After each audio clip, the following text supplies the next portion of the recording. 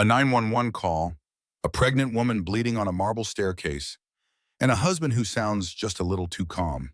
But here's what the millionaire didn't know: the woman he tried to destroy. She owned everything: the memo, his mansion, his companies, his entire empire, built on her father's money, and the push that nearly killed her caught on camera. What happens next will shock you. Secret recordings, a sister's betrayal, a hitman in a hospital, and a courtroom battle that had the whole country watching.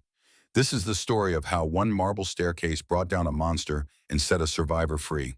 If you love real justice stories, hit that like button and drop a comment. And subscribe so you never miss these incredible true tales. Let's dive in. The 911 call came through at 11:43 on a Tuesday night. The dispatcher would later say the husband sounded too calm. His panic rehearsed like lines from a script he'd memorized but didn't quite believe. "My wife fell down the stairs. She's 7 months pregnant. There's blood everywhere. Please hurry." But we're getting ahead of ourselves. This story doesn't start with the fall. It starts 3 hours earlier, when Victoria Brennan made the mistake of asking her husband a simple question: where did the money go? The mansion in Pacific Palisades sat on 3 acres overlooking the ocean, worth $32 million according to the latest appraisal. The marble staircase that swept through the center of the home had cost $200,000 to install. Imported Italian Carrara marble, the same stone Michelangelo used for his sculptures. 28 steps, each one polished to a mirror shine. 28 steps that would change everything. Tori stood in the doorway of Garrett's study, her pregnant belly pressing against the silk fabric of her nightgown. She'd been looking for their insurance documents, something mundane and domestic, when she'd opened the wrong folder on his laptop. Wire transfer, $5 million. Account number she recognized from her late father's estate files. "What are you doing in here?" Garrett Holloway's voice cut through the silence like a blade. He stood behind her, still in his suit from dinner with investors, his tie loosened, but his expression razor sharp.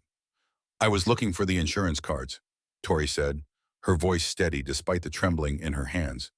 "Dr. Morrison's office needs them for the prenatal appointment tomorrow.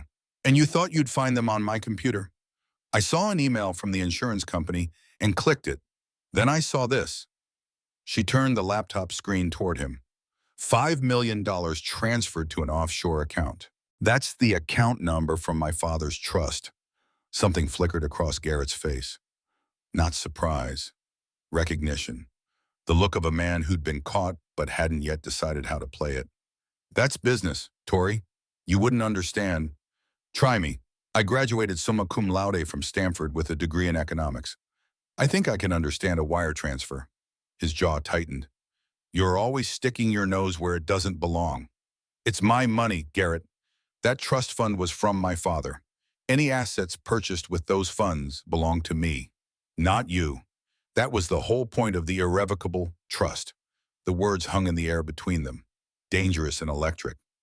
"Is that what you think?" Garrett moved closer, and Tori instinctively took a step back. "You think you own something here? Everything you have, everything you are, exists because I allow it." "That's not true." "Isn't it?" He laughed, but there was no humor in it. "Your father set up that trust to protect you from men like me." Except he didn't read the fine print carefully enough. "I've been using those funds to build Holloway Estates for 6 years, and every single asset is legally shielded through shell corporations your little Stanford degree couldn't begin to untangle." Tori felt her baby kick, a flutter of movement, and that reminded her what was at stake. "I want to see the full accounting tomorrow, or I'm calling my brother." "Your brother?" Garrett's voice dropped to something cold and lethal. "Colton, the tech genius who thinks he can swoop in and save you. Go ahead, call him, see what happens." "Are you threatening me?" "I'm telling you how things work in the real world, sweetheart. You want to start a war over some paperwork? Think about what you have to lose." Tori's hand moved to her belly, protective and instinctive. "I'm leaving. Tonight, I'll stay with Colton until we figure this out." She turned toward the bedroom, but Garrett's hand closed around her upper arm, fingers digging in hard enough to bruise. "You're not going anywhere, Cecil. Let go of me. We're going to forget this conversation happened. You're going to close that laptop, go to bed, and tomorrow we'll laugh about your pregnancy hormones making you paranoid." Tori wrenched her arm free, stumbling backward toward the hallway. Don't touch me. Or what? Or you'll call the police. Tell them your husband wouldn't let you leave. Do you have any idea how that sounds? Unstable pregnant woman makes accusations against successful businessman. I've got 500 employees who will testify I'm a saint. What do you have? The truth. Garrett smiled, and it was the most frightening thing Tori had ever seen. The truth is whatever I say it is. I have the lawyers, the money, the connections. You have a baby on the way and nowhere to go. Tori backed into the hallway, her heart hammering against her ribs. The marble staircase stretched out beside her, leading down to the foyer and the front door. Freedom was 28 steps away. She turned and ran. Not fast, not with 7 months of pregnancy weighing her down, but fast enough. Her bare feet slapped against the cool marble as she reached the top of the stairs. Tori, don't be dramatic.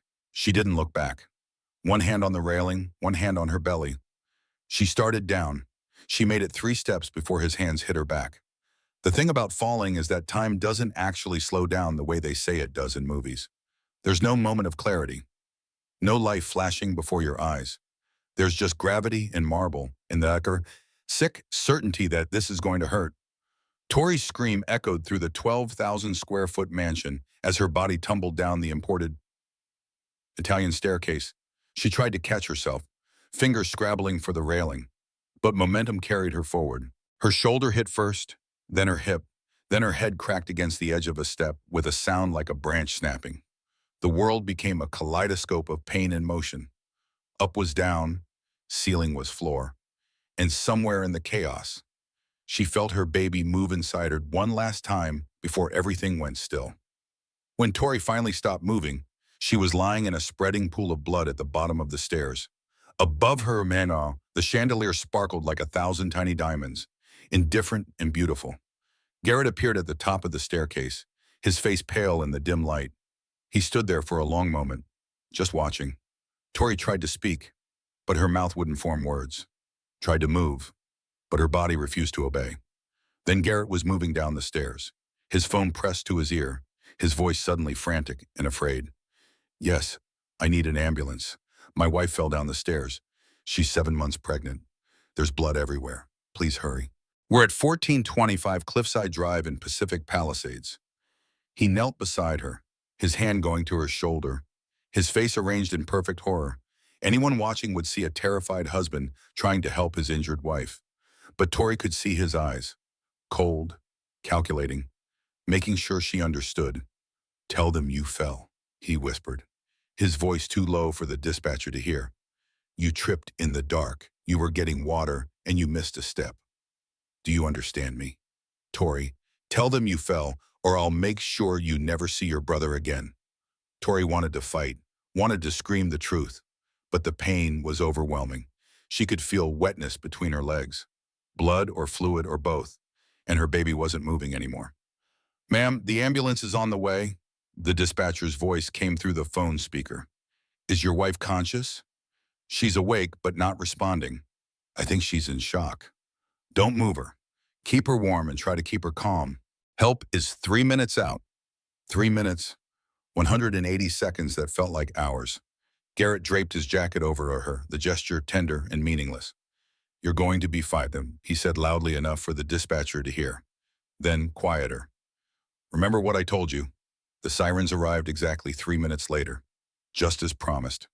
Paramedics burst through the front door, a controlled explosion of activity and urgency. One of them, a woman with dark hair pulled back in a tight ponytail, dropped to her knees beside Tori. Ma'am, can you hear me? I'm Ruby Walsh. I'm a paramedic. We're going to take care of you. Tori's eyes focused on Ruby's face. Something flickered there. Recognition or sympathy or both. What happened? Ruby asked, her hands already checking Tori's pulse, her pupils, the growing bruise on her temple. She fell, Garrett said before Tori could answer. I was in my study and I heard her scream. When I came out, she was at the bottom of the stairs. Ruby's eyes met Tori's. Is that what happened? This was the moment, the chance to tell the truth, to say he pushed me, to break free from the trap that was closing around her. But Garrett's hand was on her shoulder, his thumb pressing into the hollow of her collarbone just hard enough to hurt. A reminder. I fell, Tori whispered, and something inside her broke along with the words. Ruby's expression hardened, just for a second, then smoothed into professional calm. Okay, we're going to get you on the stretcher. Try not to move. They loaded her onto the gurney with practiced efficiency, strapping her down, hooking up monitors. The baby's heartbeat came through the fetal monitor, faint and irregular. Fetal distress, one of the paramedics called out. We need to move now. The ride to the hospital was a blur of sirens and pain. Ruby worked over her, checking vitals, adjusting IVs, her face grim. Garrett rode in the front seat, his voice carrying back to them. She's been so tired lately. The pregnancy has been hard on her. I kept telling her to be careful on those stairs. Building his narrative, constructing the story that would protect him. Mrs. Brennan, Ruby said quietly, using Tori's maiden name even though she'd taken Holloway legally. Look at me. Tori's eyes found hers. I've been doing this job for 8 years. I've seen a lot of falls, a lot of accidents. Ruby's voice dropped even lower. And I've seen a lot of lies. You don't have to say anything now, but I want you to know something. When you're ready to tell the truth, there are people who will listen. She pressed something into Tori's palm, a business card, small and discreet. Before Tori could respond, the ambulance doors flew open. They were at Los Angeles Memorial Hospital, and a trauma team was already waiting. 28-year-old female, 32 weeks pregnant, fall down approximately 28 stairs. Ruby rattled off as they wheeled Tori through the automatic doors. Multiple contusions, possible head trauma, fetal distress with heartbeat at 95 and dropping. The emergency room consumed them, a whirlwind of bright lights and urgent voices. Someone cut away her nightgown. Someone else pressed a mask over her face. Through it all, she could hear Garrett's voice, steady and concerned, playing the role of the devoted husband. Is she going to be okay? What about the baby? A doctor appeared above her, gray-haired and kind-eyed. Mrs. Brennan, I'm Dr. Elliot Grant. We're going to take care of you. Can you tell me where the pain is worst? Everywhere. Tori managed the baby. Please save my baby. We're doing everything we can. I need you to stay calm for me. But staying calm was impossible because the monitor was shrieking now. The baby's heartbeat dropping to 80, then 70, then gone completely. We've lost fetal heartbeat, someone shouted. The room exploded into controlled chaos. Tori felt herself being wheeled rapidly down a corridor, fluorescent lights flashing overhead like a strobe. Voices shouted medical terminology she couldn't process. Her hand reached for her belly, trying to feel any sign of movement, but there was nothing. Please, she whispered through the oxygen mask. Please don't let my baby die. Dr. Grant's face appeared above her again. We're taking you to surgery. Emergency measures. Stay with us. Victoria. The last thing she saw before the anesthesia took her was the ceiling tiles rushing past. And the last thing she heard was the flat, terrible tone of the fetal monitor. Then darkness. Dr. Elliot Grant had been working in emergency medicine for 32 years. He'd seen car accidents, gunshot wounds, industrial injuries, and every kind of fall imaginable. He'd learned to read the difference between an accident and a lie. Victoria Brennan's injuries told a story her mouth wouldn't. Get me her medical records, he told the nurse as they stabilized Tori in the trauma bay. Everything from the last 5 years. The baby's heartbeat had returned, weak but present, after they'd administered emergency medication and positioned Tori on her left side. Crisis averted. For now. But Dr. Grant's instincts were screaming that something was very wrong with this picture. Garrett Holloway sat in the waiting room, his head in his hands, the very image of a concerned husband. 2 uniformed police officers stood nearby, taking his statement, standard procedure for any major fall requiring emergency services. She was exhausted, Garrett was saying. The pregnancy has been so hard on her. I kept telling her to rest, but she's stubborn. Always has been. Officer Martinez, a 20-year veteran with sharp eyes and sharper instincts, made notes. What time did this happen? Around 11:30. I was in my study working on some contracts. I heard her scream and came running. Where exactly were you in relation to the stairs? My study is at the end of the west hallway, maybe 50 feet from the staircase. By the time I got there, she was already at the bottom. Did you see her fall? Garrett paused, just for a fraction of a second. No, I just heard the scream and then the sound of her hitting the stairs. And you called 911 immediately. Yes, within seconds. Martinez exchanged a glance with his partner. The timeline would check out. The 911 call came in at 11:43. Response time was 3 minutes.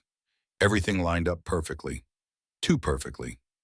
Inside the trauma bay, the nurse returned with Tori's medical records. Dr. Grant flipped through them, his expression growing darker with each page. Fourth hospitalization in 2 years, he muttered. Previous injuries include a fractured wrist, 3 broken ribs, concussion, and now this. Accident-prone, the nurse suggested, but her tone said she didn't believe it. She was an Olympic alternate in swimming, Dr. Grant said, pulling up Tori's athletic history. Competed at Stanford, known for having exceptional balance and coordination. People like that don't suddenly become clumsy. He moved to Tori's bedside. She was conscious now, pain medication taking the edge off, monitors beeping steadily. The baby's heartbeat had stabilized at 105. Not great, but better than the 70 it had dropped to. Mrs. Brennan, Dr. Grant said gently, I need to examine your injuries. Is that okay? Tori nodded, tears sliding down her temples. He started with her head, checking the contusion, the swelling, then her shoulders. His fingers found bruises on her upper arms, handprints shaped, fresh enough that they were still red and angry. These are from tonight, he said carefully. Can you tell me how you got them? Tori's eyes darted toward the door, where Garrett's shadow fell across the threshold. I don't remember. Everything happened so fast. Grant moved to her back, and that's when he found it. 2 distinct handprints, pressed into the skin between her shoulder blades. The kind of marks that come from being pushed, not from falling.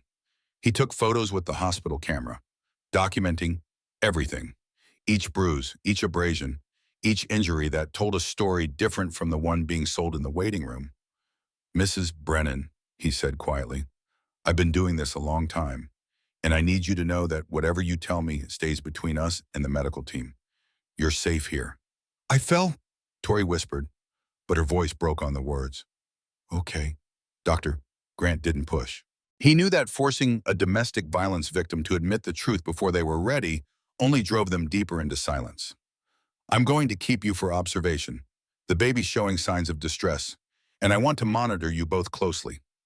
He stepped out of the trauma bay and nearly collided with a man in an expensive suit striding through the emergency room doors. Where is she? Where's my sister? Colton Brennan looked like a younger male version of Tori. Same sharp cheekbones, same determined jaw. He'd clearly thrown on whatever clothes were nearest when he got the call, his Stanford hoodie inside out, his shoes untied. Your family, Dr. Grant asked. Her brother. I drove down from San Francisco the second I heard. Is she okay? Is the baby okay? They're both stable, but I need to talk to you about something. Dr. Grant pulled Colton into a private consultation room and showed him the photos he'd taken, the handprints on Tori's arms, the push marks on her back. Colton's face went white, then red with fury. That son of a bitch. I knew something was wrong. She stopped returning my calls 6 months ago, stopped visiting. He isolated her. I can't prove anything without her statement, Dr.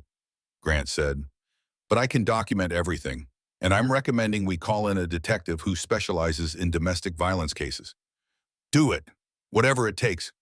I want him away from her. Detective Marcus Reed arrived 40 minutes later. He was 46 years old, built like a linebacker, with kind eyes that had seen too much ugliness. He'd worked domestic violence cases for 15 years, and he knew the statistics. 1 in 4 women, 3 women killed by their partners every day. Pregnancy increased the risk of homicide by 70%. He reviewed the photos, the medical records, the pattern of injuries. I want to talk to her, he told Dr. Grant. Alone, if possible. Her husband is in the waiting room. Then let's make sure he stays there. Detective Reed entered Tori's room with the careful deliberation of someone who understood that trauma victims needed space and time. He pulled up a chair beside her bed and sat down, making himself smaller, less threatening. Mrs. Brennan, I'm Detective Marcus Reed. I investigate cases of domestic violence. Your doctor asked me to come by because he's concerned about the pattern of your injuries. Tori's hand moved to her belly, protective and afraid. I fell. Okay, can you walk me through exactly what happened? I was going downstairs to get water. I missed a step in the dark. That's all. What were you wearing on your feet? Nothing, I was barefoot. And your husband was where? In his study. Did he see you fall? No. But he heard you scream, yes. Detective Reed made notes, his face neutral. Mrs. Voss Brennan, I've looked at your medical history. 4 hospitalizations in 2 years. Can you tell me about the other injuries? I told you, I'm clumsy. You were an Olympic alternate. You have better balance than 99% of the population. Tori's composure cracked. Please, I just want to rest. I understand, but I need you to know something.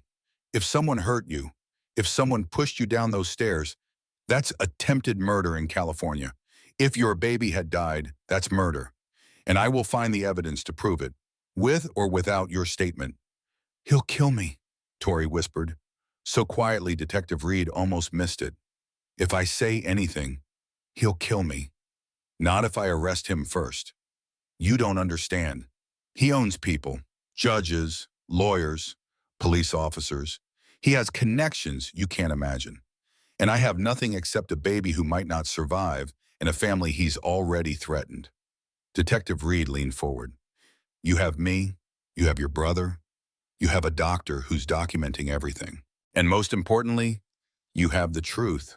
Sooner or later, the truth always comes out. Before Tori could respond, the door opened. Garrett walked in, all concern and tenderness. How is she? Detective, have you figured out what happened? Still gathering information, Reed said smoothly. I'll need to get a statement from you as well.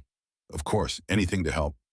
The 2 men's eyes met, and something electric passed between them. Predator recognizing predator. Garrett knew Reed suspected him. Reed knew Garrett knew.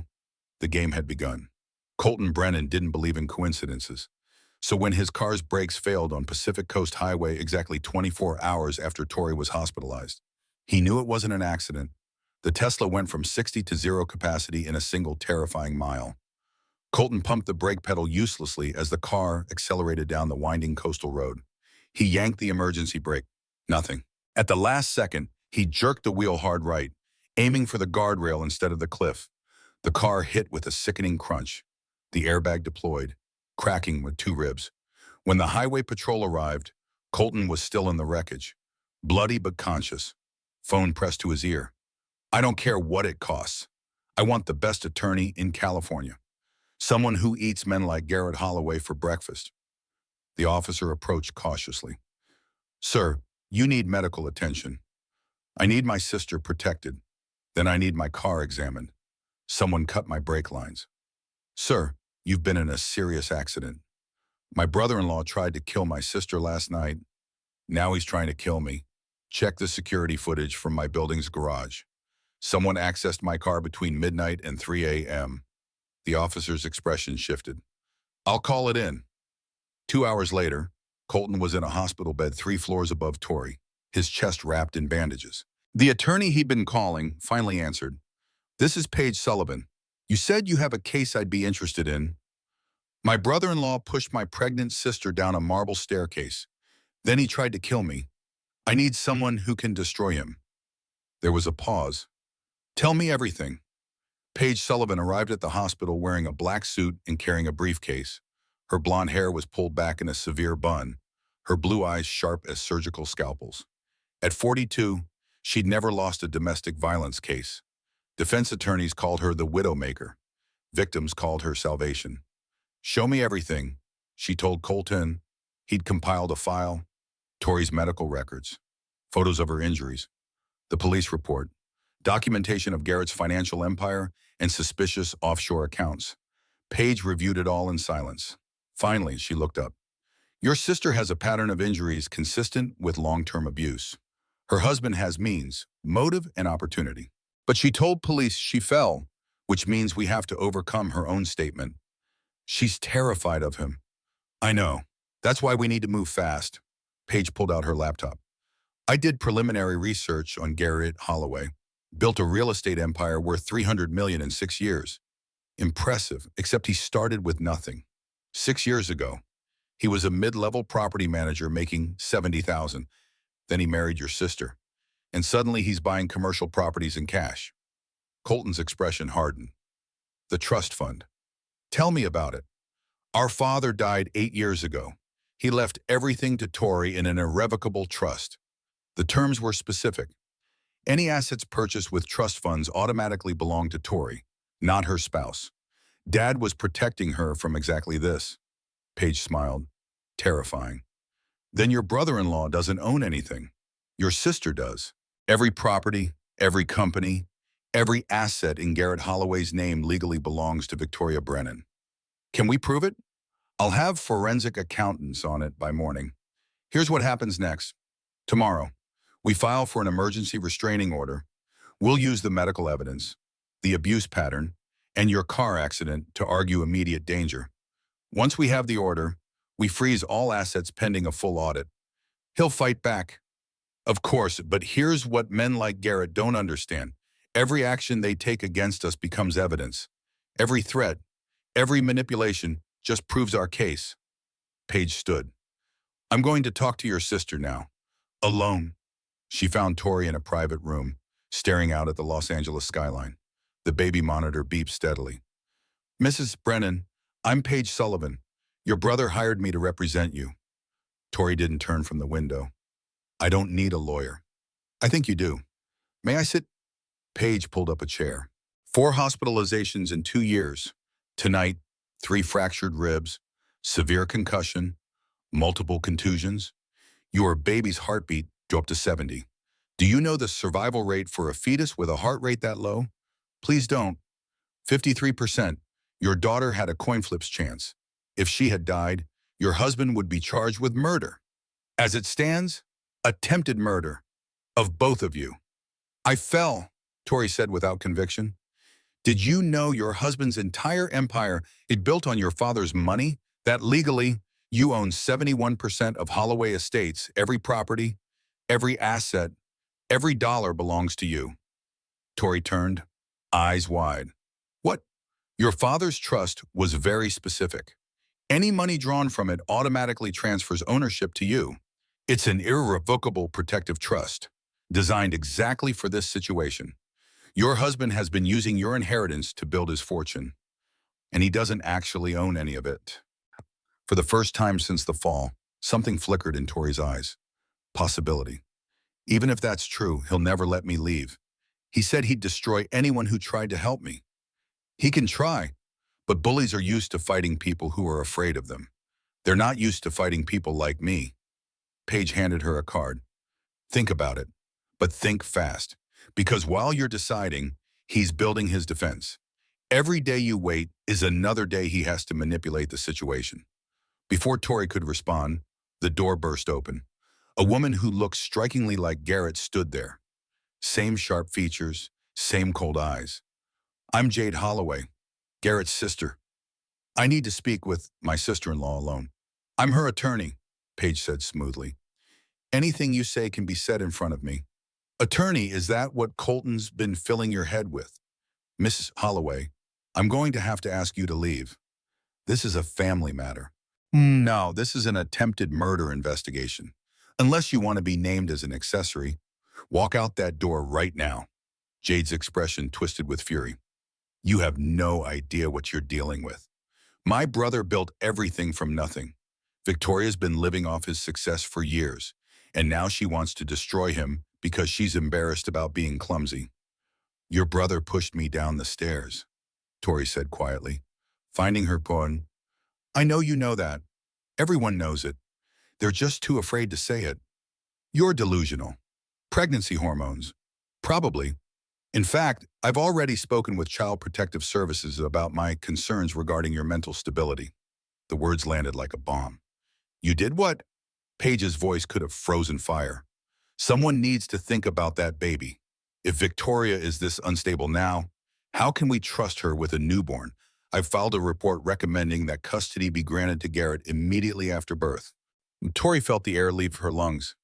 You can't do that. I already did. The hearing is scheduled for next week. Given your history of accidents and your current mental state, I think the judge will see that my brother is the more stable parent. Jade's smile was poisonous. You should have stayed quiet. Victoria, now you're going to lose everything. She walked out. Tori started shaking. She's going to take my baby. Even if I survive, even if the baby survives, they're going to take her away. No, Paige said firmly. They're not. This is intimidation. And a clumsy one. Jade just made a huge mistake. How is threatening to take my baby a mistake? Because she showed her hand. She revealed she's actively coordinating with a Garrett to intimidate you. That makes her an accessory to witness tampering. And if we can prove she knew about his plans beforehand, she becomes an accessory to attempted murder. Paige pulled out her phone and started making calls. I'm filing an emergency motion to have Jade removed from any involvement. I'm requesting an immediate investigation into conflicts of interest at DCFS. And I'm putting every family court judge in Los Angeles on notice that the Holloways are weaponizing the system against a domestic violence victim. Tori watched her attorney work, the fury in Paige's voice somehow comforting. For the first time since the fall, she didn't feel alone. What happens now? Now we go to war. And trust me, the Holloways have no idea what they just started. The social worker arrived the next morning. Her name was Monica Preston, 43 years old, 15 years with the Department of Children and Family Services. She had kind eyes and a clipboard, and she looked at Tori with the expression of someone who'd already made up her mind. Mrs. Holloway, I'm here to do a standard welfare check. It's Brennan, Tori said quietly. I kept my maiden name professionally. Of course, Monica made a note. Can you tell me what happened 2 nights ago? I fell down the stairs. Were you under the influence of any substance? What? No, I'm pregnant. The hospital records show you were given morphine and several other medications. Have you been taking any unprescribed medications? Anything for anxiety or depression? Tori's confusion turned to horror as she realized what was happening. This is because of Jade. She called you. Ms. Jade Holloway expressed concern about your mental state and your ability to safely care for a newborn, given your history of self-harm. Self-harm, I was pushed down the stairs. Monica's expression remained professionally neutral. The police report says you told officers you fell. There's no evidence of foul play, but there is evidence of repeated accidents resulting in serious injury. The pattern suggests either substance abuse or psychological instability. Paige, who'd been sitting quietly in the corner, stood up. Ms. Preston, I'm Victoria's attorney. Before this conversation goes any further, I need to inform you that your superior, the regional director of DCFS, is Jade Holloway, which means this entire investigation is compromised by a massive conflict of interest. Monica's professional mask slipped for just a second. I wasn't aware of that connection. Of course you weren't, because Jade Holloway used a different last name on the complaint form. She's also the one who recommended you specifically for this case. Would you like to explain to a judge how that's not a coordinated effort to intimidate a domestic violence victim? The social worker's hand trembled slightly as she closed her notebook. I'll need to consult with my supervisor. You do that, and when you do, inform them that I'll be filing a formal complaint with the state licensing board regarding this clear violation of protocol. Get out. Monica Preston left quickly, her clipboard clutched to her chest like a shield. Tori broke down as soon as the door closed. They're going to take my baby. Even if she survives, even if I survive, they're going to take her from me. No, they're not. Paige's voice was steel. This was the intimidation tactic and it failed. But it tells us something important. Garrett is playing dirty, and he's using his sister to do it, which means we need to move faster than I thought. She pulled out her phone and made a call. Judge Carmichael, it's Paige Sullivan. I need an emergency hearing today. I have a client whose life is in immediate danger, and her abuser is using his connections to manipulate Child Protective Services. An hour later, they were in a courthouse, Tori in a wheelchair, still hooked to monitors that track the baby's heartbeat. Garrett on the other side of the courtroom with a team of 3 lawyers, his expression perfectly arranged into wounded confusion. Judge Carmichael was 62 years old, known for being tough but fair. She'd been on the bench for 20 years and had presided over some of the highest-profile domestic violence cases in California.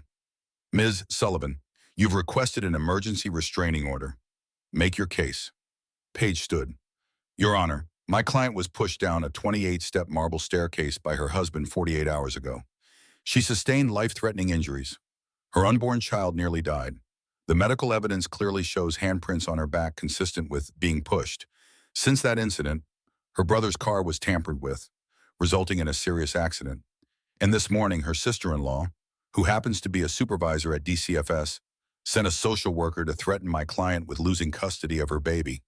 She submitted the medical photos, the police report, Colton's accident report, and the DCFS complaint. Garrett's lead attorney, a shark named Charles Morton, stood up. Your Honor, this is a tragic accident being twisted into a criminal conspiracy. Mrs. Brennan fell down the stairs. She told police officers at the scene that she fell. There were no witnesses to contradict that statement. Everything else is speculation and paranoia. Paranoia, Page's voice could have cut glass. Her brother's brake lines were cut. That's attempted murder, not paranoia. An unfortunate coincidence. The police investigation into Mr. Brennan's accident is ongoing. There's no evidence connecting it to my client. Yet, Detective Reed said from the back of the courtroom. He walked forward, holding a manila folder. Your Honor, I'm Detective Marcus Reed, LAPD Domestic Violence Unit.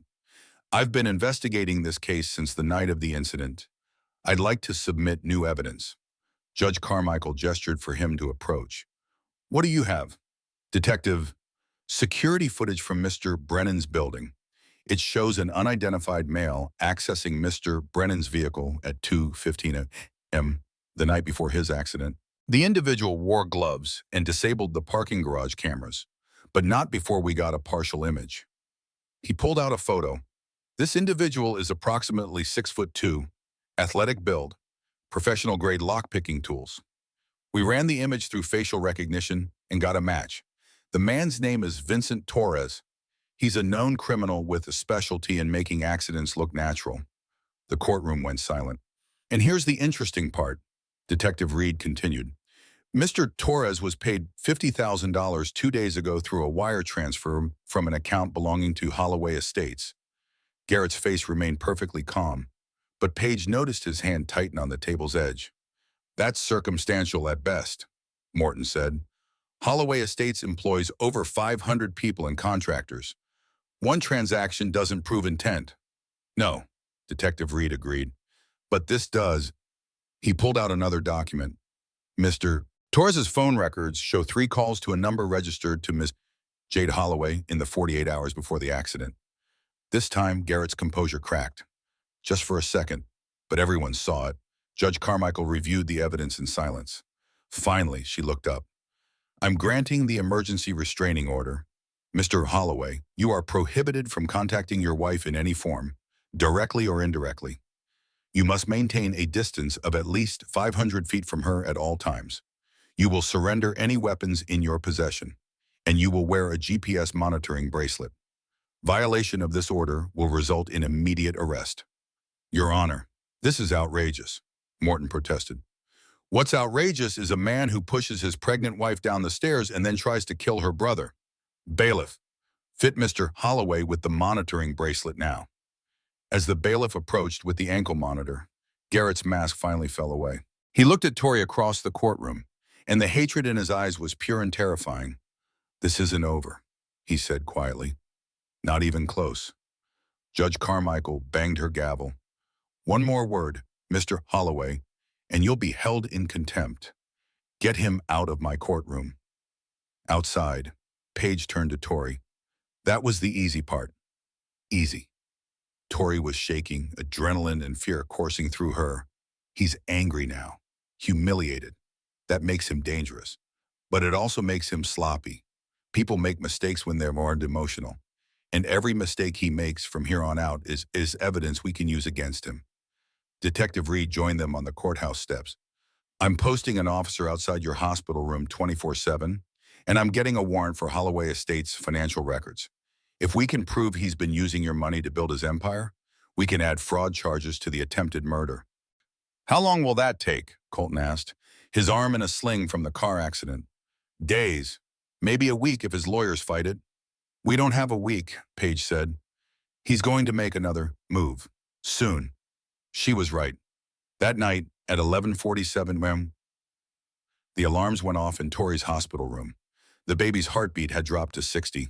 The emergency C-section happened so fast that Tori barely remembered being wheeled into the operating room. One moment she was sleeping, monitors beeping steadily.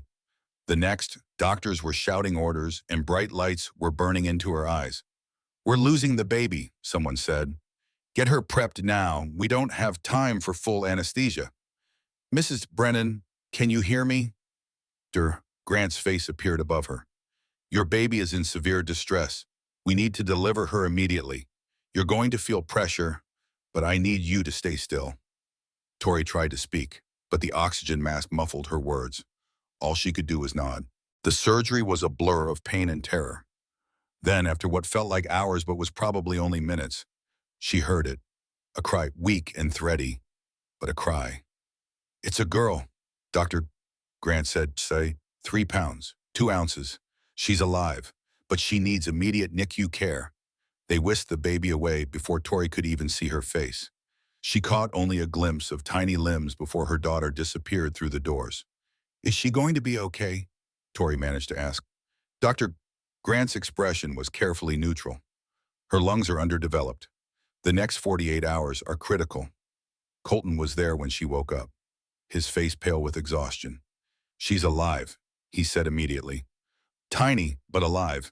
They have her in an incubator with breathing support. The doctors say she's a fighter." "I want to see her." "Soon, say." "But Tori, we have a problem.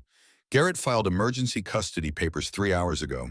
He's claiming your instability caused premature labor. He's asking for full custody and medical decision-making authority." The words hit like a physical blow. He can't. The restraining order doesn't apply to legal filings. His lawyers are arguing that, as the father, he has a right to protect his child. If the judge grants him medical authority, he could make decisions about life support, treatment, everything.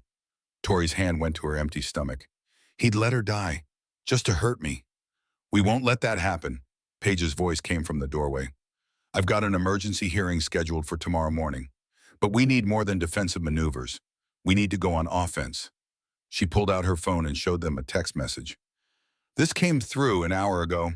I have information about Garrett Holloway. He threatened to kill me if I talked. But I can't stay silent anymore. Ruby Walsh." "Ruby?" Tori's memory flashed back to the paramedic. "She gave me her card in the ambulance. She's been documenting Garrett's affairs for months, and she's ready to testify." They met Ruby in a coffee shop 3 blocks from the hospital at 6 a.m. She looked exhausted, dark circles under her eyes, her hands trembling around her cup.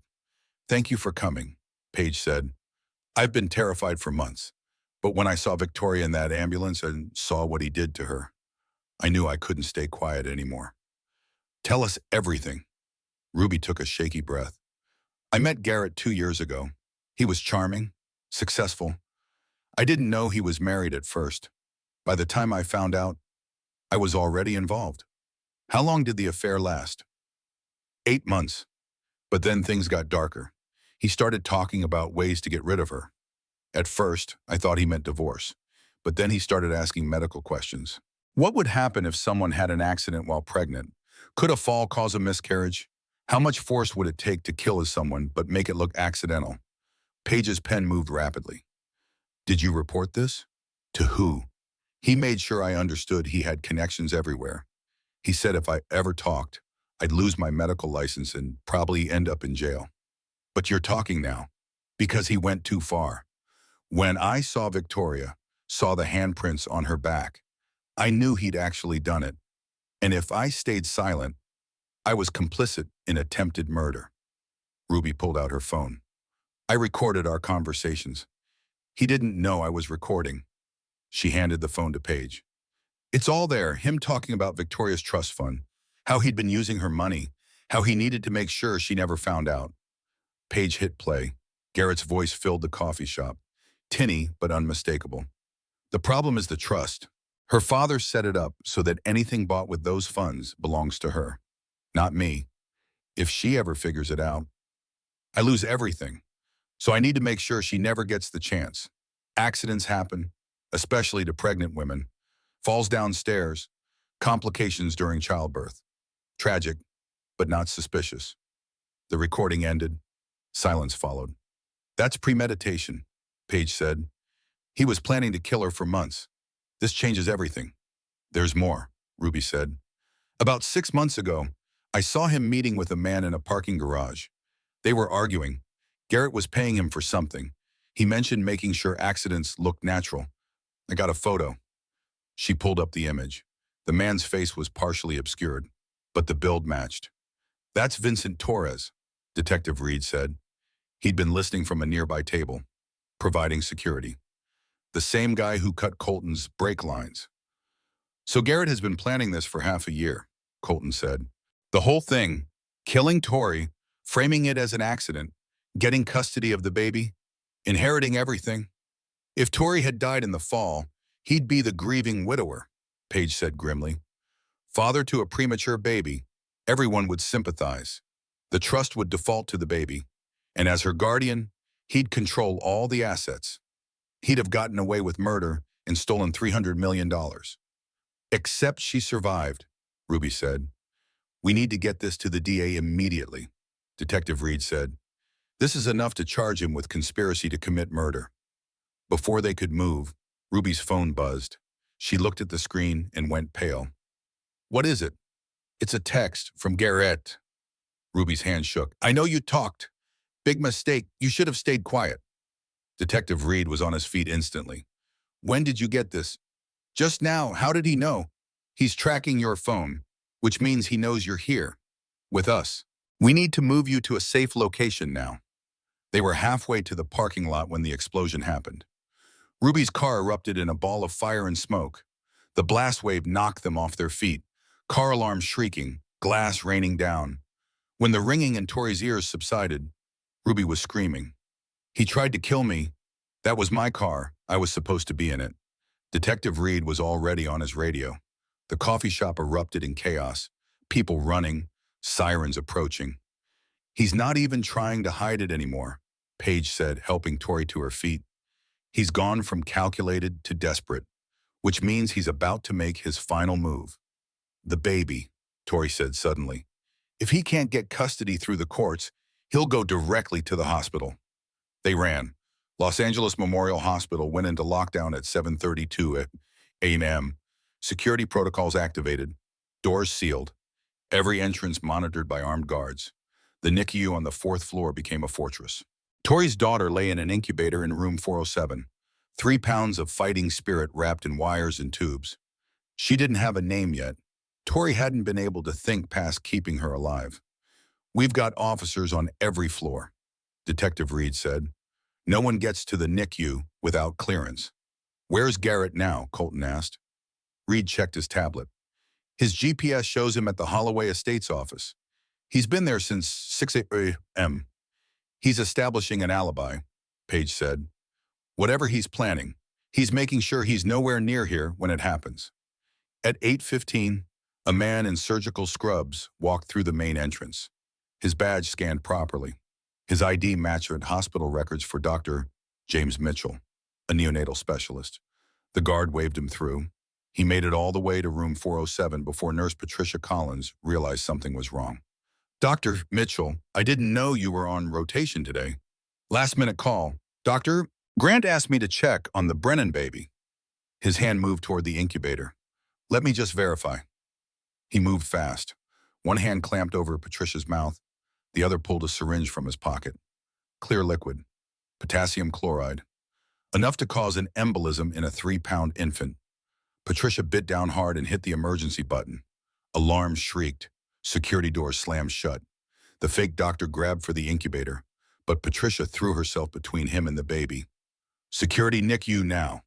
The man ran straight into Detective Reed, who'd taken the stairs 4 at a time when the alarm went off.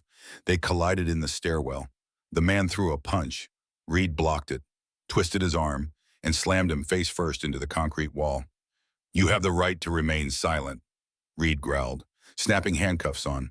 The man was Vincent Torres. When they searched him, they found not just the syringe, but text messages from Jade Holloway. Status update, in position. Complete the job. Leave no witnesses. Detective Reed showed the messages to Paige. We've got him. Conspiracy to commit murder and direct communication with Jade coordinating the attack. What about Garrett? His GPS still shows him at his office. But when Jade realizes she's facing life in prison, she'll flip on him. But Garrett wasn't at his office. His GPS ankle monitor was strapped to a desk leg in an empty conference room. He'd cut it off an hour earlier. He's in the wind, Reed barked into his radio. Suspect has removed GPS device, potentially en route to the hospital, armed and dangerous. Hospital security doubled, SWAT teams positioned. Police cruisers blocked every entrance. What they weren't ready for was Garrett walking through the front door dressed as a priest. The collar was perfect, black shirt and pants crisp. He carried a Bible and wore reading glasses that changed his face just enough to fool facial recognition. He had the ID badge of Father Michael Richardson, a chaplain who'd called in sick. Blessing for the families on the 4th floor, Garrett told the guard in a soft voice. A premature infant fighting for her life. The mother requested spiritual support. The young Catholic guard waved him through. Garrett took the elevator up, his heart pounding, but his face serene. He'd planned multiple contingencies, multiple identities, multiple ways to get to the baby, because he didn't just want custody, he wanted her dead. A dead baby meant insurance money, sympathy, and the perfect cover for disappearing with $300 million. No witnesses to what he'd done to Tori. Father Richardson, a nurse called out, "Are you here for the Brennan family?" Garrett turned with his practiced gentle smile. Yes, the mother requested last rites preparation. Of course, follow me. She led him straight past security, straight to room 407 where his daughter lay fighting for every breath. I'll give you privacy with the family. Tori was sitting beside the incubator, her hand pressed against the plastic. She looked up expecting a nurse. Instead, she saw Garrett, the priest disguise, the fake kind expression, and in his hand, pulled from beneath the Bible, a syringe filled with clear liquid. Their eyes met. Tori screamed. The scream tore through the NICU. Nurses came running. Security guards sprinted. Detective Reed abandoned his interrogation 3 floors down and ran. But for seconds, Tori and Garrett were alone with their dying daughter between them. Get away from her, Tori said, placing her body between Garrett and the incubator. You really should have died in that fall, Garrett said, dropping the priest act. Tragic accident, grieving widower, premature baby who didn't make it. Instead, you've turned this into a circus. Security is coming. I just need 30 seconds. Potassium chloride, instant cardiac arrest. In a baby this small, it'll be over before anyone can stop it. And nobody will question it. Premature infants die all the time. You're talking about murdering your own daughter. I'm talking about cutting my losses. That baby represents a clean slate, insurance payout, sympathy, a fresh start. No witnesses to what I did to you. He lunged. Tori grabbed his wrist with both hands, swimmer's strength holding him back. But she was recovering from major surgery, and Garrett was furious. They struggled. The syringe waved between them. Garrett's other hand closed around Tori's throat, squeezing. She couldn't breathe, couldn't scream, could only hold on. The door exploded inward. Detective Reed hit Garrett like a linebacker, tackling him away and slamming him into the wall. The syringe flew across the floor. You're done, Reed growled, wrenching Garrett's arms behind his back. More security flooded in. Patricia Collins scooped up the syringe with gloved hands, sealing it in evidence. Garrett stopped struggling and started laughing. I've got 12 lawyers. I'll be out by tomorrow. No, Paige's voice came from the doorway. She walked in holding a tablet. You won't. Your sister was busy cutting a deal. She's testifying against you. And she brought receipts. She turned the tablet. On screen, Jade sat in an interrogation room. My brother planned everything. Jade's recorded voice said, the fall, the car accident, Ruby's car bomb. He paid Torres $200,000 over 6 months. He had me use my DCFS position to threaten Victoria. 3 days ago, he told me if the baby survived, we'd need to make sure she didn't make it to her first birthday. He wanted her dead so he could inherit through the trust. Garrett's face went white, then purple. That lying witch. She's saving herself and burying you, Paige said. Torres had texts, emails, payment receipts. Once we offered immunity, he sang, circumstantial, no jury will convict on criminals' words. They'll convict on this. Paige played Ruby's recording. Garrett's voice filled the room, talking about making Victoria's death look accidental, about the trust fund, about how pregnant women die all the time. Inadmissible. Can't record without consent in California. Ruby was in Nevada, one-party consent state, completely legal and admissible. Detective Reed tightened the handcuffs.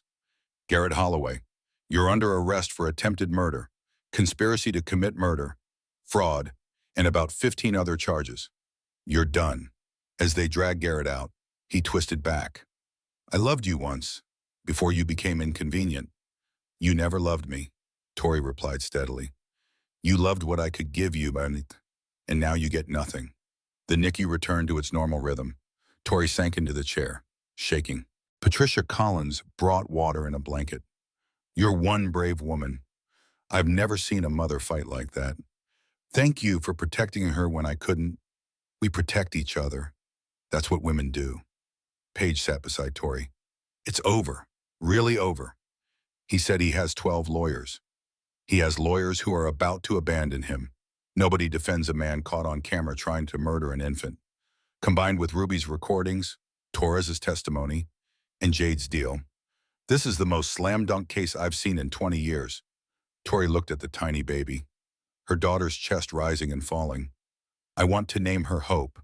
Hope Ruby Brennan. After the paramedic. She saved my life twice, once in the ambulance, once by recording the truth. Without her, Garrett would have gotten away with everything. Colton appeared, his arms still in a sling, but his smile wide. Did I miss the excitement? Just the ending. Paige said, boom, the good guys won. About time. He looked at his niece. She's so small, but fierce, Nurse Collins said, checking monitors. Her oxygen saturation is up, heart rate stabilizing. Your daughter just decided she's going to survive. Tori started to cry, relief and joy mixing. She'd survived. Her baby had survived. Garrett would spend the rest of his life in prison. We need to start recovering your assets, Paige said gently. Every property, every dollar Garrett built with your trust fund belongs to you. You're about to become one of the wealthiest women in California. I don't want any of it. Sell it all. Use the money to help other women like me. We can do that. Set up a foundation, housing for survivors, legal aid, medical care. The Hope Foundation, Tori said, named after my daughter and Ruby. Something good from all this ugliness. 3 days later, the story broke nationally. Security footage of Garrett in his priest disguise aired on every channel. Ruby's recordings played on loop. Torres and Jade testified. Public opinion turned completely against Garrett Holloway. His investors fled. His companies collapsed. His name became synonymous with domestic violence and greed. And in a small NICU room, a 3-pound baby girl named Hope kept fighting, kept breathing, kept growing stronger every day. 6 months later, the courthouse was packed. The trial of Garrett Holloway had become the most publicized domestic violence case in California history. Tori sat at the prosecutor's table, Hope in her arms. The baby was 6 months old now, 12 pounds, lungs fully developed. She cooed softly, oblivious to the proceedings. Garrett sat at the defense table, noticeably thinner. 6 months in county jail had worn him down, his expensive suits replaced with standard court attire. His legal team had dwindled from 12 lawyers to 2. Judge Carmichael presided, expression stern. We're here for the trial of Garrett Holloway, charged with attempted murder in the first degree, conspiracy to commit murder, fraud, and multiple counts of assault. How does the defendant plead? Not guilty, Your Honor, his lawyer said without conviction. District Attorney Jennifer Martinez stood. Your Honor, the state will prove that Garrett Holloway engaged in a calculated, months-long conspiracy to murder his wife and infant daughter to steal $300 million. We have recordings, testimony from co-conspirators, security footage, and physical evidence. This is overwhelming proof. The trial lasted 3 weeks. Witness after witness took the stand. Detective Reed testified about the investigation, the pattern of injuries, the handprints on Tori's back. Dr.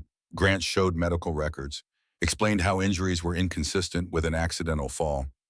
Ruby Walsh testified about the affair, the recordings, Garrett's plans. She was calm, credible, and the jury listened intently. Vincent Torres described how Garrett paid him to cut Colton's brake lines and plant the car bomb. He said to make it look like an accident, said there'd be a bonus if I could make the problem disappear permanently. Jade Holloway testified last among co-conspirators, diminished by guilt. My brother said Victoria would destroy everything we'd built, that she was unstable, dangerous. I believed him, I helped him, and I'll regret that for the rest of my life.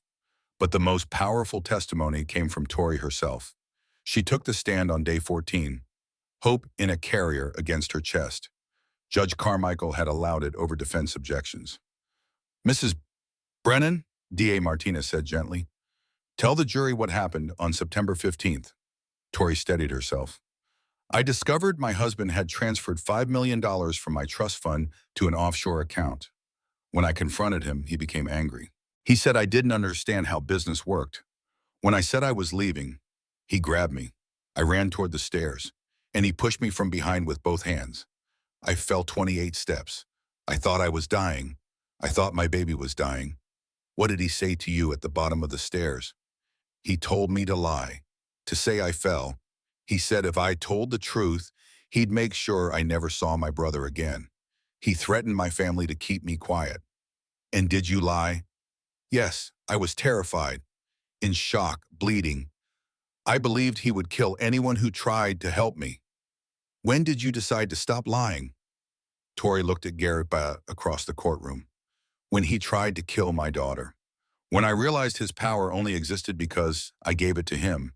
When I understood the only way to protect my child was to tell the truth, no matter how frightening. Defense attorney Ross Bennett tried during cross-examination. Isn't it possible your memory is confused, that what felt like a push was you losing balance? No, I know the difference. I have handprint-shaped bruises on my back that prove I was pushed. The medical examiner testified the bruises show force applied away from the stairs, not toward them. The physics don't lie. Bennett tried another angle. You've been diagnosed with postpartum depression, haven't you? I was diagnosed with situational depression after my daughter was born 3 months premature because my husband tried to kill us both. That's not postpartum depression. But doesn't depression affect your perception? My depression affects my mood, not my memory. Every fact I've stated has been corroborated by medical evidence, witness testimony, and security footage. I'm not misremembering. I'm telling the truth? The jury was riveted. Several members were crying. The defense called only Garrett himself. He took the stand with practiced confidence, but prison had taken its toll. Did you push your wife down the stairs? No, she fell. It was a tragic accident, but it fell apart under cross-examination. D.A. Martinez approached with a predatory smile. You claim your wife fell, but you were 50 feet away. How did you immediately know she'd fallen down the stairs specifically? I heard a scream and a crash. Why did you assume she'd fallen all the way down 28 steps? Garrett hesitated. Because the noise was loud. The police report says you told officers your study door was closed. Now you say it wasn't. Which is it? I don't remember exactly. It was traumatic. Convenient, on Ruby's recording, you specifically mentioned your wife's trust fund. When did you learn you didn't actually own your $300 million empire? I don't recall. That seems memorable. Let me ask about Vincent Torres's phone records showing 47 calls to your cell over 6 months. 47 conversations with a criminal who specializes in making murders look like accidents. What were you discussing? I don't know who Vincent Torres is. He has detailed records of your payments, $200,000 through shell corporations, money used to cut brake lines, plant car bombs, and infiltrate a hospital NICU to kill an infant. Your infant? I never authorized that. Security footage shows you dressed as a priest, carrying potassium chloride, advancing on your daughter's incubator. Were you there to pray or kill? I was visiting my daughter, with a lethal injection hidden in a Bible. Interesting parenting choice. Silence filled the courtroom.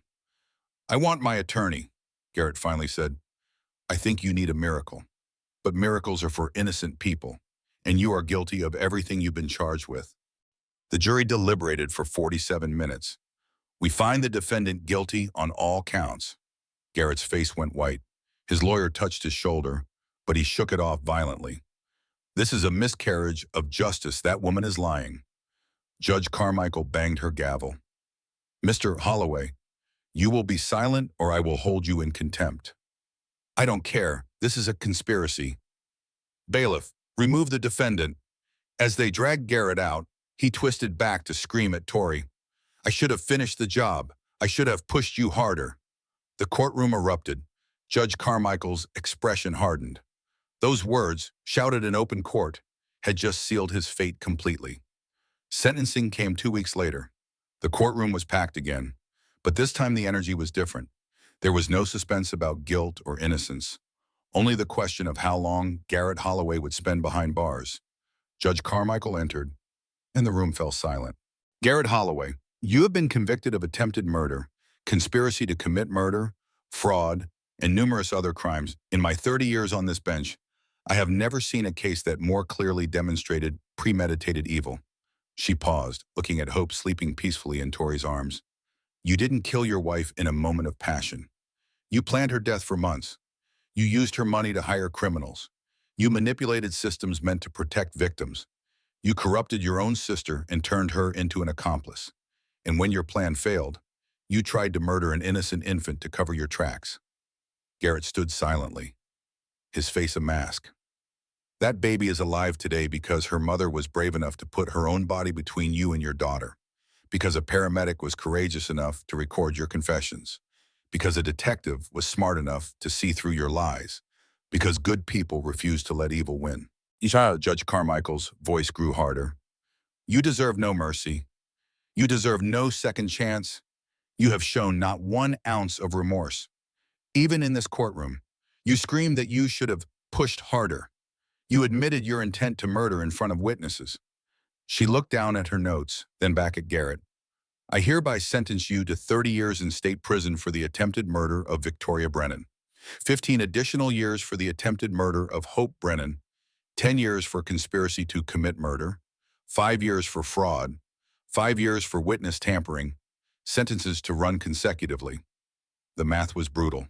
65 years total. You will serve a minimum of 40 years before being eligible for parole. Given that you are 35 years old, you will be 75 before you can even apply for release. And I will be recommending to the parole board that you never be released. Garrett's knees buckled slightly. 75 years old. If he lived that long. Additionally, all assets purchased with funds from the Brennan Family Trust are hereby transferred to Victoria Brennan, their rightful owner.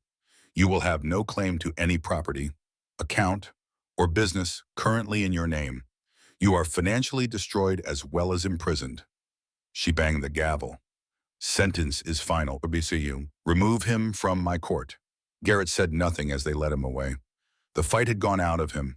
He was just a man now, not a millionaire or a power broker or a threat, just a criminal in handcuffs facing the rest of his life behind bars. Outside the courthouse, media surrounded Tori, Colton, Paige, and Detective Reed. Mrs. Brennan, how do you feel about the verdict? Tori looked down at Hope, then back at the cameras. I feel free. For the first time in 7 years, I feel safe. And I want every woman who's afraid right now to know that you can survive. You can fight back. You can win, but you can't do it alone. You need people who believe you, who will stand with you, who will fight when you're too tired to fight yourself. What's next for you? The Hope Foundation opens next month. We'll provide housing, legal aid, counseling, and medical care for domestic violence survivors. We're turning Garrett's empire of lies into something that actually helps people. Every property he bought with my father's money will serve women trying to escape what I escaped. Do you have any message for your ex-husband? Tori smiled, sad but genuine. I hope he uses his 65 years to become a better person. But mostly, I hope I never have to think about him again. He doesn't get any more of my energy, my time, or my life. I'm done giving him power. What about forgiveness? Can you forgive him? I forgive him for me, not for him. Forgiveness doesn't mean what he did was okay. It means I refuse to let hatred poison the rest of my life. He already took enough from me. He doesn't get my peace too. She walked away from the cameras, her daughter in her arms, her brother at her side, her attorney smiling with satisfaction. Paige turned to Colton. Your sister is remarkable. She always has been. Garrett just tried to make her forget it. Detective Reed joined them. Torres got 20 years. Jade got 15. The whole conspiracy is behind bars. This is what justice looks like when it actually works. It works because people like you don't give up, Tori said. Thank you, all of you. I wouldn't be here without you. You'd be here, Paige corrected. You're a fighter. We just gave you the weapons you needed. That night, Tori stood in Hope's nursery, watching her daughter sleep. The baby's chest rose and fell with perfect, healthy breaths. No wires, no monitors, no machines. Just a little girl dreaming whatever little girls dream. You're safe, Tori whispered. You'll always be safe, I promise. She thought about the marble staircase, demolished now, its pieces scattered in a sculptor's studio being transformed into a memorial. She thought about Garrett, alone in a cell, facing 40 years minimum before even the possibility of freedom. She thought about the foundation that would open next month, built on the ruins of his empire. And she thought about herself. Not Victoria Holloway, the trophy wife, not the victim at the bottom of the stairs, but Victoria Brennan, survivor, mother, fighter, the woman who'd climbed back up those 28 steps and refused to fall again. The demolition of the Pacific Palisades mansion happened on a bright Tuesday morning. The same mansion where Tori had almost died. The same marble staircase that had nearly ended 2 lives. Tori stood behind the barrier, Hope on her hip, watching the wrecking ball swing. The baby was 14 months old now, walking with determination and babbling constantly. She pointed at the machinery with delight. Big, Hope said, one of her favorite words. Very big. Tori agreed. We're tearing down the bad place and building something good.